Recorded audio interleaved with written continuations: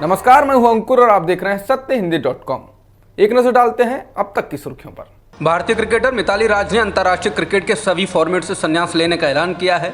मिताली राज ने बुधवार को ट्विटर पर एक बयान जारी कर कहा है कि वो क्रिकेट करियर के दौरान मिले लोगों के प्यार के लिए उनका शुक्रिया अदा करती हैं। मिताली ने लिखा कि उनका क्रिकेट करियर उतार चढ़ाव से भरा रहा और उन्हें 23 साल के अपने करियर के दौरान बहुत कुछ सीखने को मिला। मिताली ने लिखा है कि हर एक सफ़र की तरह इस सफ़र का भी अंत हो रहा है। 39 साल की मिताली को अपने क्रिकेट करियर में अर्जुन अवार्ड, पद्मश्री और मेजर ध्यानचंद खेल रत्न अवार्ड से सम्मानित किया गया है। क्रिकेट करियर के दौरान मिताली भारतीय क्रिकेट टीम की बैटिंग लाइन की मजबूत खिलाड़ी रहीं। हैदराबाद पुलिस ने तेलंगाना के विवादित बीजेपी विधायक राजा सिंह के खिलाफ केस दर्ज किया है। उन पर समुदाय विशेष की धार्मिक मान्यताओं को मानहानिकारक टिप्पणी के जरिए आहत करने का आरोप है। राजा सिंह तेलंगाना के गोशा महल से विधायक हैं। राजा सिंह पर इससे पहले भी समुदाय विशेष की भावनाओं पर चोट पहुंचाने का आरोप है। यह केस कंचनबाग थाने में आईपीसी की धारा 295A के तहत दर्ज किया गया है। इस बारे में हैदराबाद के मोहम्मद अली की शिकायत पर मामला दर्ज किया गया था। शिकायतकर्ता पेशे से कारोबारी हैं। कंचनबाग थाने के इंस्पेक्टर पी उमा महेश्वर राव ने कहा कि हमने बीजेपी विधायक राजा सिंह के खिलाफ मामला दर्ज कर लिया है। बीजेपी ने उत्तर प्रदेश में विधान परिषद के चुनाव के लिए 9 उम्मीदवारों के नामों का ऐलान कर दिया है। बुधवार को किए गए ऐलान में उत्तर प्रदेश के उप मुख्यमंत्री केशव प्रसाद मौर्य सहित 7 मंत्रियों को टिकट दिया गया है। केशव प्रसाद मौर्य विधानसभा का चुनाव हार गए थे और इसी तरह अन्य 6 नेता भी जिन्हें मंत्री बनाया गया था उनके लिए विधानसभा या विधान परिषद का सदस्य होना जरूरी था। ऐसे में यह तय था कि बीजेपी नेताओं को विधान परिषद भेजेगी। बीजेपी ने जिन नेताओं को उम्मीदवार बनाया है उनमें मौर्य के अलावा चौधरी भूपेंद्र सिंह, दयाशंकर मिश्र दयालु, JPS राठौर, नरेंद्र कश्यप, जसवंत सैनी, दानिश आज़ाद अंसारी, बनवारी लाल दोहरे और मुकेश शर्मा का नाम शामिल है। हालांकि विधानसभा चुनाव से ठीक पहले बीजेपी में शामिल हुई सपा संस्थापक मुलायम सिंह यादव की बहू अपर्णा यादव का भी नाम संभावित उम्मीदवारों में माना जा रहा था, लेकिन पार्टी ने उन्हें मौका नहीं दिया है। महाराष्ट्र में राज्यसभा का चुनाव दिलचस्प होता जा रहा है। क्रॉस वोटिंग को रोकने के लिए शिवसेना और कांग्रेस ने अपने अपने विधायकों को होटलों में शिफ्ट कर दिया है। इसके साथ ही छोटी छोटी पार्टियों और निर्दलीय विधायकों पर भी महाविकास आघाड़ी सरकार और बीजेपी ने नज़र रखनी शुरू कर दी है। ऐसे में 10 जून को होने वाला राज्यसभा चुनाव काफ़ी रोचक हो गया है। महाविकास आघाड़ी सरकार के लिए निर्दलीय विधायकों ने खतरे की घंटी बजा दी है। महाराष्ट्र के एक निर्दलीय विधायक आशीष जायसवाल ने महाविकास आघाड़ी का समर्थन करने पर सवाल उठाते हुए कहा कि उन्होंने सरकार के पक्ष में वोट देने के लिए जो फैसला किया था उसको बदल दिया है। जायसवाल का कहना है कि मेरे साथ कई ऐसे निर्दलीय विधायक हैं जो सरकार से नाराज़ हैं, क्योंकि उनके इलाके के मंत्री ना तो उनके लिए सरकारी फंड जारी करवा पा रहे हैं और ना ही उनकी मांगों पर ध्यान दे रहे हैं।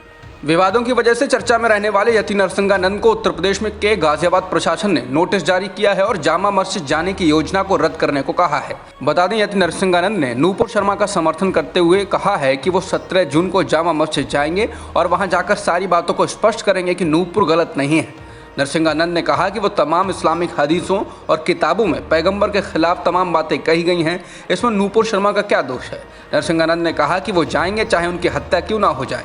इस बीच यूपी प्रशासन ने नोटिस जारी कर कार्यक्रम रद्द करने और कानूनी कार्रवाई की चेतावनी दी है। प्रशासन का कहना है कि उनके जामा मस्जिद जाने से शांति व्यवस्था भंग हो सकती है। नोटिस में उनसे कहा गया है कि उनके बयान से विभिन्न समुदायों के बीच वैमनस्य और द्वेष फैल सकता है। पैगंबर मोहम्मद साहब पर बीजेपी के पूर्व प्रवक्ता के द्वारा टिप्पणी करने के बाद और फिर खाड़ी देशों के विरोध के बीच मचे बवाल को लेकर अब बीजेपी के वरिष्ठ नेता सुब्रमण्यम स्वामी ने कहा है कि मोदी सरकार अरब देशों के सामने खड़ी नहीं हो सकती है। उन्होंने कहा कि भारत सरकार ने इजराइल के खिलाफ और आतंकवादी हमास के पक्ष में मतदान किया था। अफगानिस्तान संकट के समय भारत सरकार कतर से गुहार लगा रही थी कि वो तालिबान के साथ भारत को भी एक पार्टी बनाए। दुबई को काले धन का अड्डा माना जाता है और उसका BCCI पर नियंत्रण है। क्या और कुछ चाहिए? अभिनेत्री कंगना रनौत आज फिर से ट्विटर यूजरों के निशाने पर आ गई जब उन्होंने मजाक में हंसी ठिठोली के लिए बनाए गए एक वीडियो को वास्तविक समझकर कतर एयरवेज के CEO पर भड़क गई। कंगना ने इंस्टाग्राम पर अपनी टिप्पणी साझा की। उसमें वो कतर एयरवेज के CEO के लिए भला बुरा लिखती हैं। हालांकि जब ट्विटर पर तीखी प्रतिक्रियाएं आईं और उन्हें जब पता चला कि वो वीडियो तो दरअसल एक स्पूफ यानी कि मजाक में बनाया गया वीडियो था, तो उन्होंने पोस्ट को डिलीट कर दिया।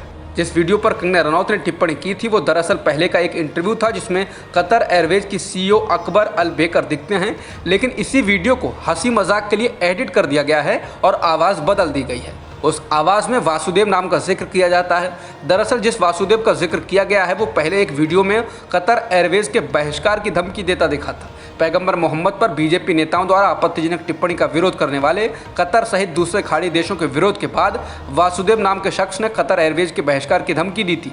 इसी धमकी को लेकर एक स्पूफ वीडियो बनाया गया। कंगना ने इसी स्पूफ वीडियो को देखकर अपने इंस्टाग्राम अकाउंट पर एक लंबा नोट शेयर किया, जिसे उन्होंने बाद में डिलीट कर दिया। लेकिन ट्विटर पर कंगना की उन पोस्टों के स्क्रीनशॉट को साझा किया जा रहा है जिसमें कंगना ने कतर एयरवेज के सीईओ की आलोचना की है और उनकी खिंचाई भी की जा रही है। नूपुर शर्मा के बयान और खाड़ी देशों के विरोध के बीच नीदरलैंड्स के सांसद का ट्वीट भारत में काफी वायरल हो रहा है।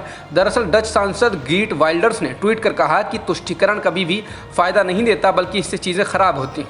गीट ने लिखा है कि तुष्टीकरण कभी काम नहीं करता, ये स्थितियों को बिगाड़ता है। इसलिए भारत के मेरे प्यारे दोस्तों, इस्लामिक देशों के उकसावे में ना आए, आज़ादी के लिए खड़े हों और गर्व करिए, अपनी नेता नूपुर शर्मा के बचाव में आए।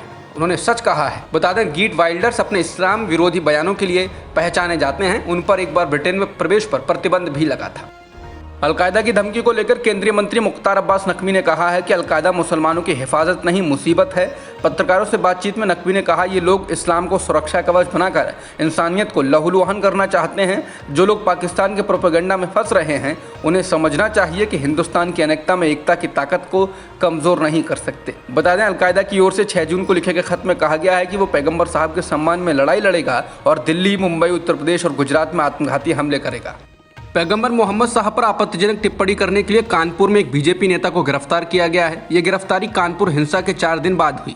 पैगंबर साहब पर आपत्तिजनक टिप्पणी के बाद वहां हिंसा हुई थी। हर्षित श्रीवास्तव नाम के ट्विटर यूजर ने पैगंबर मोहम्मद साहब पर भड़काऊ पोस्ट साझा किया था और इसको लेकर हर्षित के खिलाफ कर्नलगंज पुलिस में मामला दर्ज किया गया था। उसके ट्विटर बायो में कानपुर के बीजेपी का युवा प्रमुख लिखा हुआ है। हालांकि उस ट्वीट को अब हटा दिया गया है। बता दें, खाड़ी देशों सहित कई अन्य देशों से भारी दबाव का सामना कर रही बीजेपी की केंद्र सरकार पैगंबर मोहम्मद साहब पर आपत्तिजनक टिप्पणी के लिए अपने 2 राष्ट्रीय प्रवक्ताओं नूपुर शर्मा और नवी जिंदल को निलंबित कर चुकी है।